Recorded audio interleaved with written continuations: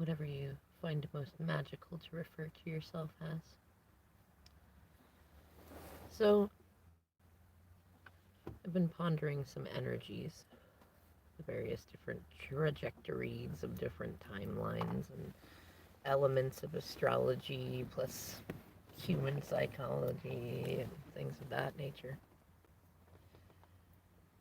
And I realized also that today being 12/20/2021, it actually gives us an extra day of reflection. Every year we have 12/21. It's always a day of reflection because it's reflecting numbers 12 and 21. And it's an interesting sort of reflection too because it's the hanged man and the world. And I remember actually it was Fiery Grace, I think a couple of years ago now, had talked about when you get into, like, say, hanged man energy and it feels like it's like wait, hurry up and wait kind of energy, which is not what the hangman's all about. You learn more about that later. But when you get into that wait energy, you can flip it over, make it 21, which is the world. And I actually played with that concept a lot, like energetically, like how do you do that? You know what I mean? Like there wasn't any instructions in there, but there are some things too that don't necessarily require instructions. Like they don't require a verbal thing. They can be very kinetic, for lack of a better way to put it. And one of the ways that I found actually was by looking into the deeper meanings of the Hanged Man card, right? Because a lot of people, it's kind of like the Empress card. A lot of people interpret it to mean pregnancy. It's not, it doesn't, in fact, most of the time, it has nothing to do with actual pregnancy or children or things like that. It has to do with expectancy of manifestations, right? Like the Empress is always in like benevolent expectation. That's how she does it, right? And kind of that similar thing of like if you're in the hanged man position, if sitting upright in your chair looking forward, you're looking at things and they seem like they've stalled, then it's like, okay, well maybe there's something I'm supposed to learn. That reminds me. I keep wanting to do a separate video, but maybe I'm just supposed to talk about it in each one. It's about something that I learned early on in this separation period, that there are many times that a challenge is both mechanical and energetic. Like it's a 3D thing and a 5D thing. So, like, say you're having a problem with your car that won't start. Well, you can deal with the mechanics of it like you need to, right? It might be a battery issue. It might be the hood is stuck. It might be you need a new starter. It might be a number of things, right? You can look over all that stuff. Though if you're, if as far as you can tell, there are no problems with that or anything, or you've had it looked at and you still have stuff, well, then there's definitely an energetic challenge in there. Or like my oldest son and I experienced, like I was actually able to teach him this on the night that my dad messed with the hood because I already recognized it. Like, there are some things that the mechanics should be very simple. You know what I mean? You pull a lever, it pulls a cord, it goes pop, and it lifts the hood. But it's not doing that, right? And in those moments, for me, it's like it's always worth at least trying the energetic stuff, because even if it's an actual like malfunction, say, of some part of a mechanism or something, at least you didn't spend time like breaking it more. You stopped and you centered yourself and you dealt with something that may otherwise have pushed you to rush. So even if, I mean, psychologically speaking, it wasn't actually an energetic problem with the car, you're in a much better headspace to figure out how to make the car work, or to get the thing open, or to get to the next door or the next thing, when you stop and deal with the energetic thing going on with you.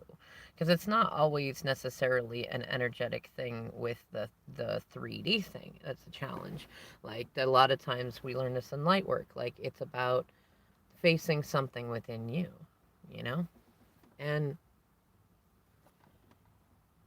it feels like that's a lot of what this extra reflection energy is about, because we've got 12/21, but we also have 12/20/2021, which is today. And it's interesting because the image that came to mind when it was like, yes, definitely do a video about this, was almost like I guess if like the Two of Cups was juggling the Hanged Man, and the World, right? And it feels like that's a lot of what we've been feeling since at least December 2nd, so 12/02, 2021, right? And oh wow, I just realized something too. So there's a blip in the reflection of today. It's still there. Like intuitively, it's still there. Though you notice that though there are times when we can look at something head on and it appears to be everything we think that it is, and then it is not. And it's kind of like that juggling hanged man and world card sort of energy. Like, wait and learn something. Look for a different perspective. Look for a different stream of thought. Look for another location, like, but don't necessarily like expect to have like a big, I want to say like a big bang, you know what I mean? Like it's not necessarily a universe creating, but it could be a door opening or a window opening or a thought about somebody to talk to or a place to go, things like that. And then getting into the world card, like oftentimes it's that shifting of energy, like what would the end result look like? What would the world card be? Like that's an ending and a beginning. So what would the beginning look like if things were going the way that you wanted them to? Or what could a neutral beginning look like of a space you wouldn't mind starting in, and then you could just explore what goes on from there. You know what I mean? And it feels like that's part of this portal. It feels like it's connected to the funhouse mirrors in the videos I used to do that talked about the karmic carnivals and stuff. Like, there's various distortions, and it's easy enough for one number to look like it's in a place of another number, and it's also easy to get tripped up in the 3D order of things and forget that our intuitive order is also often just as accurate, that both can be true, right?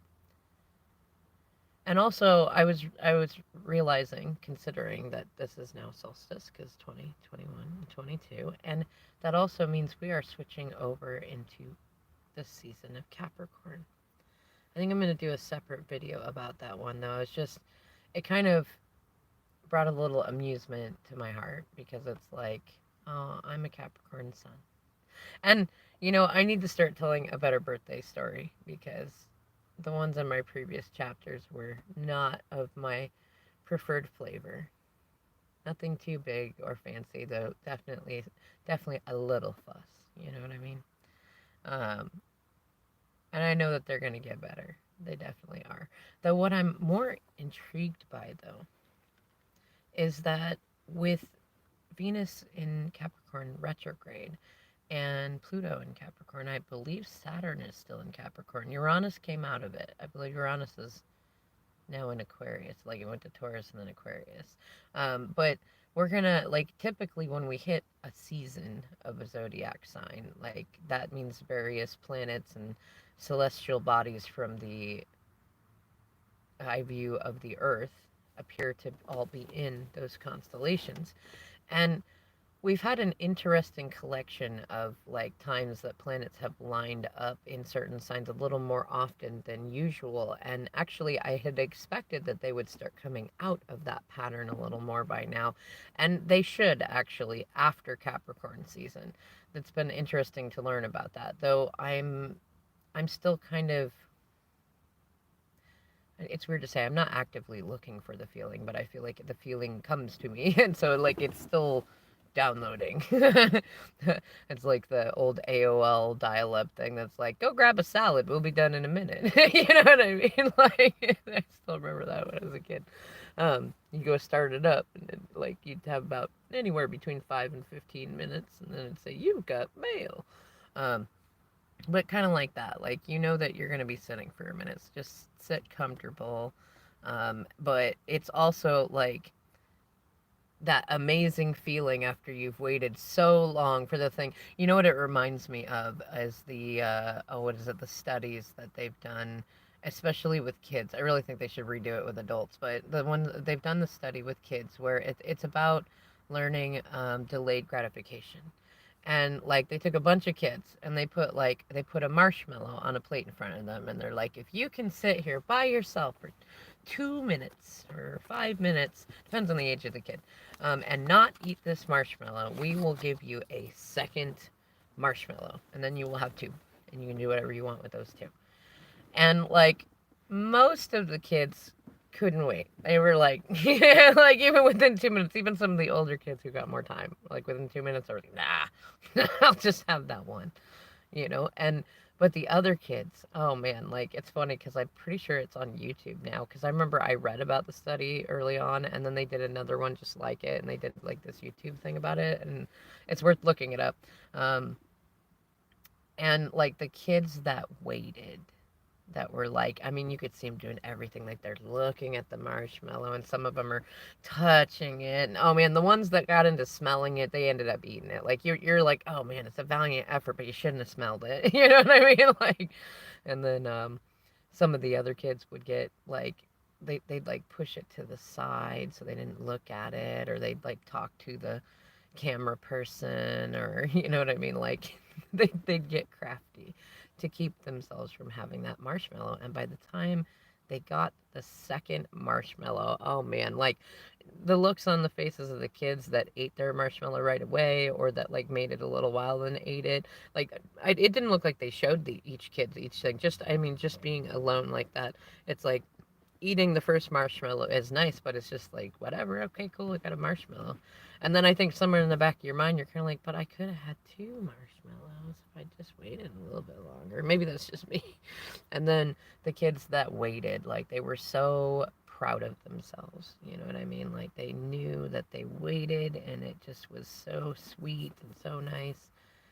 And I feel like that's kind of this energy of Capricorn season. It's like it's going to be have been worth the wait. I suppose that's the way to put it. Like whatever thing that you've been working on, whatever passion project, especially anything that's been in your heart, anything you've been holding space for, anyone you've been holding space for, like Capricorn is definitely like the 10th house is definitely like materialization. Taurus rules materials, like 3D stuff, but Capricorn is definitely that materialization space, right? And it's funny because we're leaving the energy of Sagittarius, which is the manifesting placement, right? And Capricorn is often represented by like the King and Queen of Pentacles, which is like a firm commitment. It's the imagination turned real, it's the conjuring, it's the tangible thing that you can hold in your hand. And it's funny because it feels like, because Capricorn is kind of in that space where we put the Gregorian calendar where the new year is, but it's also, at least in northern hemisphere, like the peak of the winter. So like once we get onto the other side of Capricorn, it'll already kind of feel like early spring-ish. Like, you know what I mean? Like the very, very early spring-ish. And then especially as we go into Aquarius and Pisces, it'll get even more towards that. Like that'll get deeper. So it's like just a little bit longer. You know what I mean? That's the kind of energy of like, you can do it. I know you want to smell it. Just like, don't do it. Like, don't smell it. Don't like spend all your time staring at it. Like, focus on stuff that's around you, but also don't get too lost in the 3D, like I'm going to try to do individual signs for Capricorn season 2. This is just more collective. And it's also with this portal that we got going on. It feels like there's going to be a lot of like reflecting.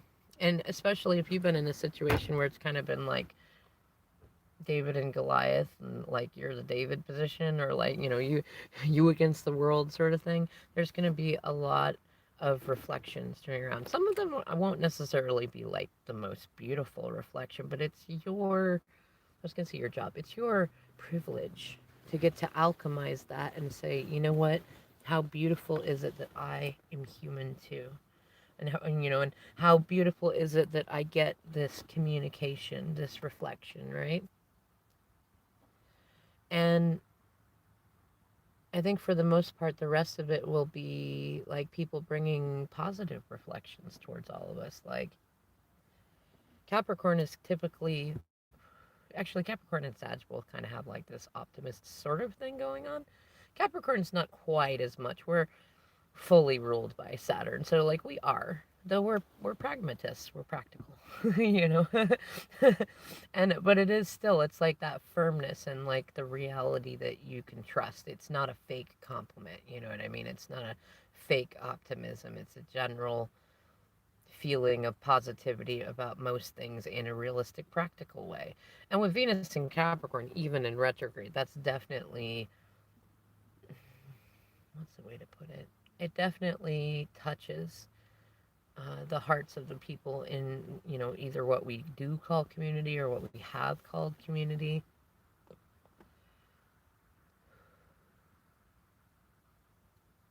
I don't know. I just feel like it's like as we go through Capricorn season, because of the extra reflective energy and because of 2021 adding to extra oomph in Sag season, that it's going to be one of those expect the unexpected moments with like an emphasis on the pleasantly unexpected. Like, you know, it'd be pleasant surprises. You'll like them. They'll be nice. You know. All right, y'all. I'm going to leave this here. I hope that you enjoyed this. If you get a chance to add any donations, that would be wonderful. My son and I are trying to figure out if we can either do one more day in this hotel or if we're staying in the car over Christmas or Yule. We're focusing more for Yule, but you know what I mean. And also, please and thank you for many prayers for me to be able to communicate with my little Joey. I haven't talked to him in a while. I'm not sure why he's not talking to me specifically. I know it has to do with adults and pirates and stuff, but I don't know all things. And so I'm just sending him my love, and I appreciate you helping amplify that. All right, beautiful souls. I'll see you in the next video.